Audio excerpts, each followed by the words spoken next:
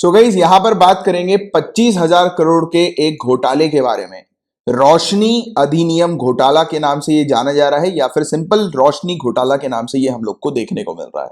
तो पूरी डिटेल में चर्चा करने वाले हैं, ध्यान से सुनिएगा, काफी इंपॉर्टेंट टॉपिक है। तो देखिए, एक कानून की पहले बात करेंगे क्योंकि एक कानून है, वो ही कारण है इस घोटाले का। तो ये कानून क्या है? तो कानून है Jammu and Kashmir states land vesting of ownership to the occupants act 2001। Jammu Kashmir राज्य भूमि कब्जा धारकों के लिए स्वामित्व अधिकार अधिनियम 2001। हालांकि मैं आप लोग को एट प्रेजेंट अपडेट दे दूं कि इस घोटाले के बाद और जो इरेगुलरिटीज इसमें सामने आ रही थी, में देखने को मिल रही थी, तो उसके बाद जम्मू एंड कश्मीर सरकार ने इस कानून को जो है वो रद्द कर दिया है, इसको नल एंड वॉइड डिक्लेयर कर दिया है। एट प्रेजेंट अब ये कानून हमें नहीं देखने को मिल रहा है और यही कानून है जिसको रोशनी अधिनियम या फिर रोशनी एक्ट के नाम से भी जाना जाता है। तो पहले डिटेल में समझते हैं कि ये कानून क्या कहता है।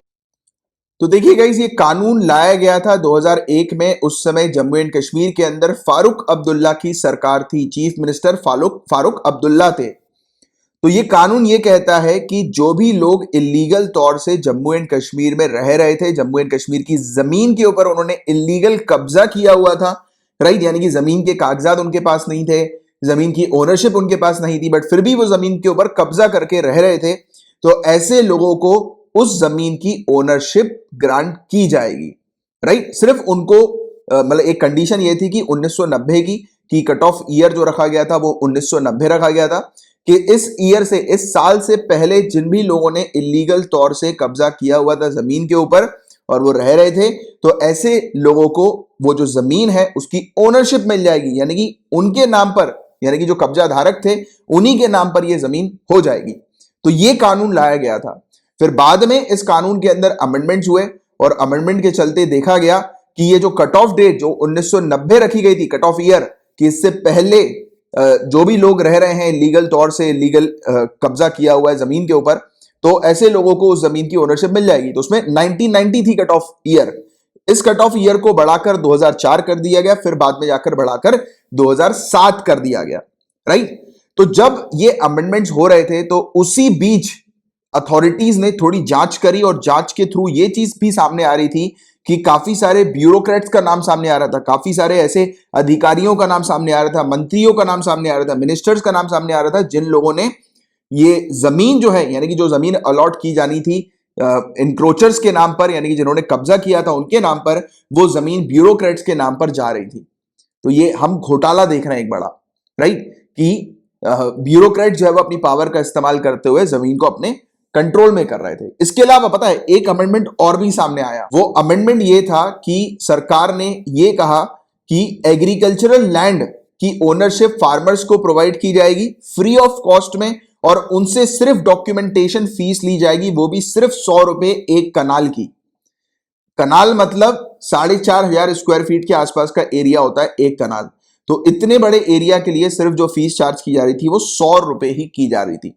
बट फिर भी सामने चीजें इस प्रकार की आई, जब हमारे जो कंट्रोलर एंड ऑडिटर जनरल हैं उन्होंने जब जांच करी, स्टेट विजिलेंस ऑर्गेनाइजेशन ने इवन 2009 में भी एक रजिस्टर कर दी थी एफआईआर, ये काफी सारे गवर्नमेंट ऑफिशियल के अगेंस्ट की थी, जिसमें उन्होंने बताया था कि काफी सारे जो ब्यूरोक्रेट्स हैं वो इलीगल तौर से जमीन पर अपना, यानी कि जमीन को अपने नाम पर करवा रहे, अपने रिश्तेदारों के नाम पर करवा रहे हैं। तो ऐसी चीज जो है वो यहां पर सामने आ गई थी कि इस कानून का जो है वो गलत उपयोग किया जा रहा है। और यही घोटाला फिर सामने नजर आया जब हमारे सीए जी ने मतलब एस्टिमेट किया कि ये जो जमीन है उसकी कीमत होनी चाहिए 25,000 करोड़ रुपए, बट सिर्फ 76 करोड़ रुपीस ही यहां पर ट्रांसफर किए गए, यानी कि पेमेंट जो आई वो 76 करोड़ रुपीस की आई, बट एस्टिमेटेड कॉस्ट इस जमीन की जो है वो 25,000 करोड़ रुपए बताई गई। और इसीलिए इस घोटाले को 25,000 करोड़ का घोटाला बताया जा रहा है, राइट। तो इसी नाम से ये हम लोग को देखने को मिल रहा है। बट एक और सवाल उठता है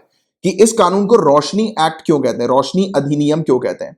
तो देखिए, जब ये कानून लाया गया था तो उस समय सरकार ने यह बोला था कि ये जो जमीन का जो ट्रांसफर होगा, जमीन की जो ओनरशिप प्रोवाइड की जाएगी, जो भी लोग इलीगल तौर से वो जमीन पर रह रहे हैं उनके नाम पर कराई जाएगी, तो उस पे जो फीस चार्ज की जाएगी ओनरशिप ट्रांसफर करने की, तो वो जो पैसा जो आएगा, जो फंडिंग जो आएगी, जो रेवेन्यू जो जनरेट होगा, तो उस पैसे का इस्तेमाल किया जाएगा हाइड्रो इलेक्ट्रिक पावर प्रोजेक्ट्स के ऊपर, यानी कि रिन्यूएबल सोर्सेज के थ्रू एनर्जी जनरेट की जाएगी, पावर जनरेट किया जाएगा, यानी कि इलेक्ट्रिसिटी जनरेट की जाएगी। इलेक्ट्रिसिटी जनरेट होगी तो क्या होगा, बल्ब जलेंगे, रोशनी आएगी, तो ऐसा समझो।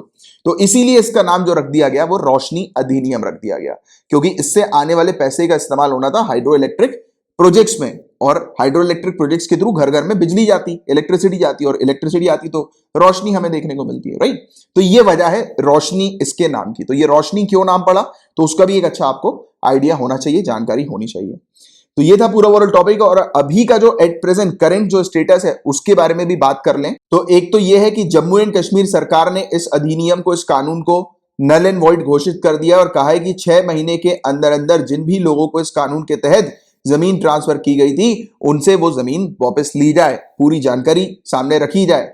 इसके अलावा एक और चीज सामने आई, अभी रिसेंटली जम्मू एंड कश्मीर सरकार ने पब्लिश भी करी है एक लिस्ट, जिस लिस्ट में बताया जा रहा है कि इस कानून के तहत जिन लोगों को जमीन अलॉट हुई है वो उस मतलब यानी कि जो बेनिफिशियरी जो है लिस्ट जो सामने आई उसमें काफी सारे ऐसे भी लोगों का नाम है जो पावरफुल पोजीशन पर हैं, आईएएस अधिकारी हैं, आईएएस अधिकारी के जो रिलेटिव्स वगैरह हैं, मिनिस्टर्स हैं, मंत्री हैं, और बड़े बड़े ऐसे ब्यूरोक्रेट्स हम लोग को देखने को मिल रहे हैं, या फिर ऐसे लोग जिनके कनेक्शन सरकार के साथ हम लोग को नजर आते हैं, राइट। इंडस्ट्रियलिस्ट हो गए, तो ऐसे लोग बिजनेस टाइकून वगैरह हो गए, तो ऐसे लोगों के भी नाम यहां पर बहुत ज्यादा सामने आए हैं।